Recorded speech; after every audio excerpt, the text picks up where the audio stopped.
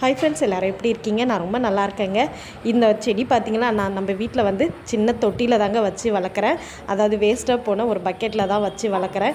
எல்லா செடியும் மழை காலத்தில் பூ பூத்தா நம்ம செடி மட்டும் வெயில் காலத்தில் பூக்கும்.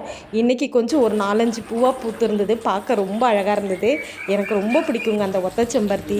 அதனால தான் சரி உங்களுக்கு காட்டலாமேன்னு வீடியோ எடுத்தேன். நான் இன்னொரு நாளைக்கு செடிங்கள்லாம் இருக்கிற இடத்த வீடியோ எடுத்து உங்களுக்கு போஸ்ட் பண்ணுறேன். சரி, இன்றைக்கி நம்ம வீட்டில் என்ன breakfast and lunch box recipe பார்க்கலாம் வாங்க. எப்பவும் போல் சுட சுட சாதம் தாங்க. அவங்க காலையிலே போயிட்டு மீன் வாங்கிட்டு வந்திருந்தாங்க. மீன் குழம்பு வச்சுட்டு கொஞ்சமாக ஃப்ரை பண்ணியிருந்தேன். இது பார்த்திங்கன்னா நேற்று நைட்டு சாதம் வடித்தோம், அது மீந்து போச்சு. அது தண்ணி ஊற்றி வச்சுருந்தேன் நான். மீன் குழம்புக்கும் இந்த பழைய சாதத்துக்கும் அவ்வளோ சூப்பராக இருக்கும். யாருக்கெல்லாம் பிடிக்கும்னு கண்டிப்பாக ஷேர் பண்ணுங்கள்.